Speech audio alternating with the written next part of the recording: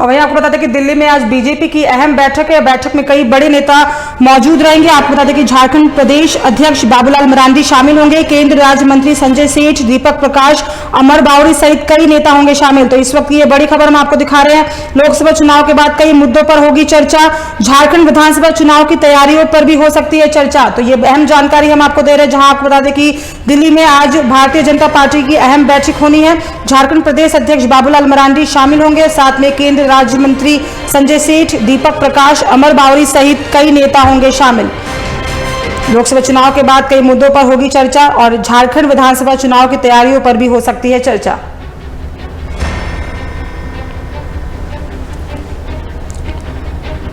लोकसभा चुनाव के बाद से लगातार एक्शन मोड में नजर आ रहे हैं सारे नेता। उसी संदर्भ में बता दें, दिल्ली में आज अहम बैठक होनी है, जिसमें तमाम बड़े नेता मौजूद रहेंगे।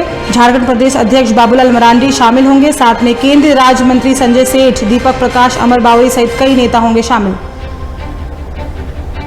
और इसी पे अधिक जानकारी के साथ हमारे स्टेट हेड राकेश जी हमारे साथ फोन लाइन पर जुड़ चुके। राकेश जी, दिल्ली में आज भारतीय जनता पार्टी की अहम बैठक होगी। विधानसभा चुनाव को लेकर, लोकसभा चुनाव में हारी सीटों को लेकर मंथन किया जाएगा, चर्चा की जाएगी, क्या कुछ पूरी जानकारी है?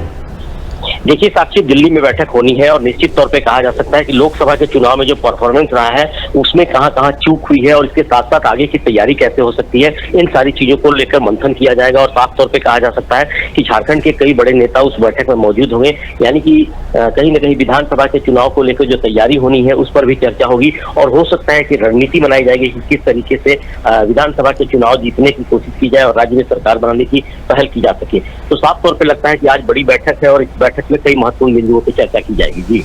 जी राकेश जी, जिस तरह से हमने लोकसभा चुनाव के बाद से देखा कि लगातार कांग्रेस जो पार्टी है या इंडी गठबंधन की मैं बात करूं तो लगातार वो लोग भी बैठकें कर रहे हैं, लगातार जो बैठकों का दौर है वो चल रहा है। उसके बाद अगर हम चंपई सोरेन जी की बात करें तो वो भी लगातार अधिकारियों के साथ बैठक कर रहे हैं, समीक्षा बैठक कर रहे हैं, और अब बीजेपी की भी बैठक जो है वो लगातार चल रही है। तो कहीं ना कहीं इस बार जो लोकसभा चुनाव देखने को मिले वो अहम है। और पहले भी हमने कहीं ना कहीं इन मुद्दों पर बात की है कि किस तरह से ST/SC सीट है जो प्रभावित हुई इस बार लोकसभा चुनाव में, उसको लेकर भी कहीं ना कहीं चर्चा होगी। तो इस बार जो बैठकों का दौर है वो लगातार लोकसभा चुनाव के बाद देखने को मिल रहा है। देखिए जाहिर सी बात है कि जिस तरीके से लोकसभा के चुनाव होते हैं, तमाम राजनीतिक दल के लोग अपनी अपनी कमियों को लेकर बैठते हैं एक बार। और अभी की बातचीत की जाए तो बीजेपी ने बड़ी पहल करते हुए कहीं न कहीं आगे बढ़ने का काम किया है।